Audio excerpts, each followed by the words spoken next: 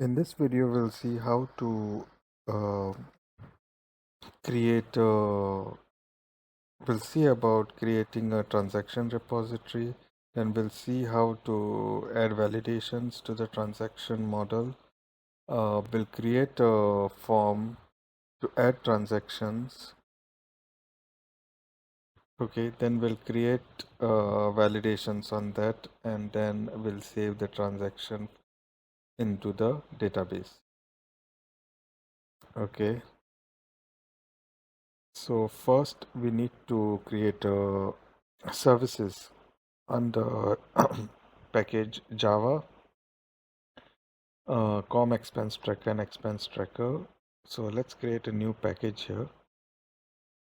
Okay, the package name will be services. Okay, services. Okay, now let's create an interface here. An interface will be transaction repository. Okay, it will be an interface. Okay, we have an interface, and interface will extend JPA repository. Okay, it will have a model name, model and long. Okay, we have created a repository here now. Now let's create validations under the transactions model. So for the amount, we'll put this validations here, not null and decimal. So I'll import the class constraints dot star to include all the validation rules. Then for the date, we'll put this validation here. Then for description, let's put this validation here. And for transaction type, let's put this validation here. Enter and put this validation. Okay, we have created the model with all the validations, necessary validations in it. So it's time we create a new controller. Okay, let's create a new controller.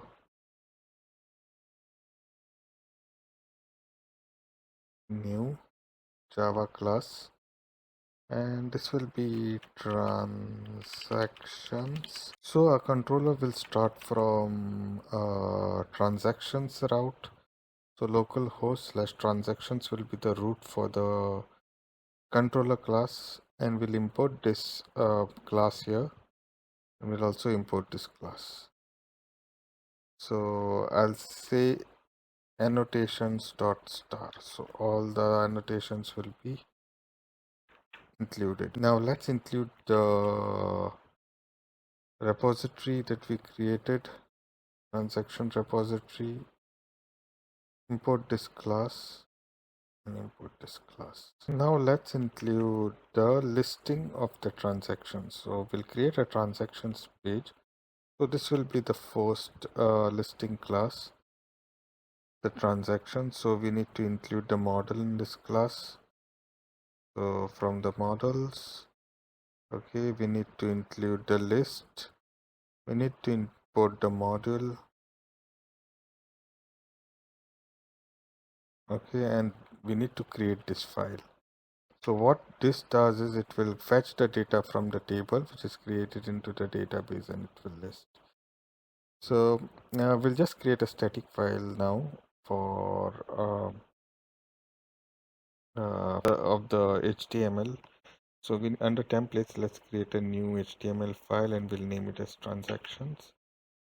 Okay, and we'll copy the layout from this file. Okay, we have copied the layout, and this will be transactions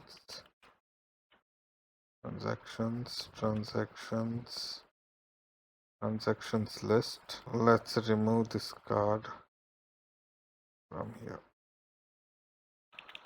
Let's save this, and then let's run this application. Okay, so we created a transactions files as well.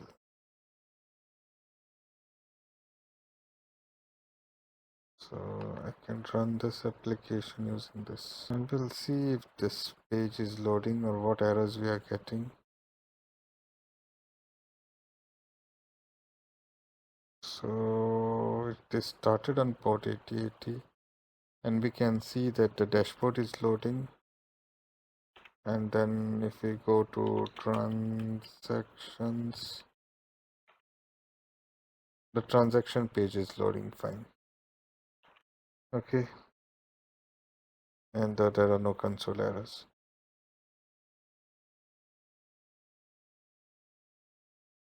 Okay, this is how we add the layout for this file. Okay, now we'll create another route in the transactions controller to add transactions. Here we are going to put this route known as add, and it will show a transaction form. So my function name is show transaction form, and I'm providing a page title to it.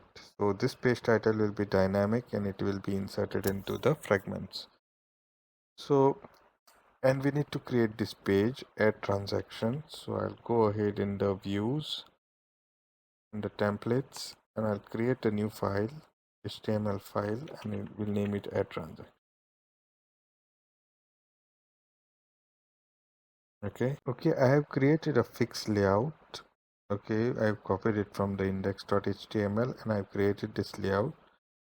So we have this layout created. So let's go to, well, let's rerun this application here. Okay, the application is on, and let's click on this. So we know that the application is running, and we'll click on add.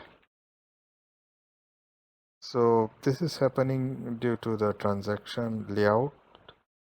Okay, we can see the JS script is giving error and the CSS file is giving error. To resolve this, what we need to do is we need to go to the layout. Okay, so it points to the to point it to the root directory. We need to add this slash because all my files are in the static folder. So just add this. So it points to the root of the application, and then we need to also do this in the master layout. So let's add this slash here. So it points to the root of the application. Okay, now let's rerun this. Okay, when we rerun this, we can see the new transactions, create new transaction page is loading. Okay, now what we need to do is we need to add a form to it. Okay, so I have already made a form. So I'll include this in the add transaction page. So like there is a card here, and I'm going to include this into the card body. Okay, so if you see my form, it has different validations. I'll upload this code on in the description. I will upload it to the GitHub so you can download the code and view it yourself.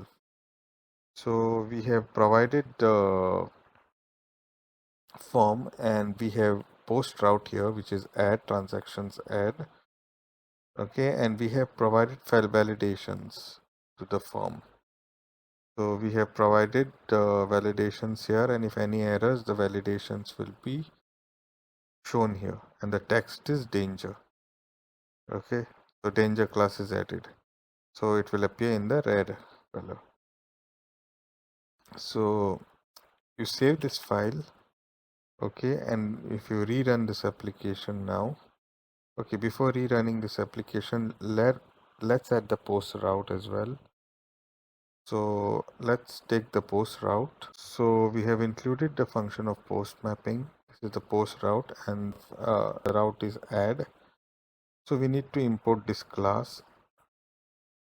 We need to import binding results class, and we need to import this as well. Okay, so what we are doing here is we'll remove this line here. This was for the debug. So what is happening here is we are saving the transaction. If any errors, it will return to the add transaction page, and if it works fine, then it will be saved into the database and will give a success message that transaction has been added and will redirect to the transactions page. Now let's also display the error on the transactions page. So let me put the error in the transactions view. Okay, so no, let me put the success message in the transactions view. So I'll just replace this transactions HTML content with this.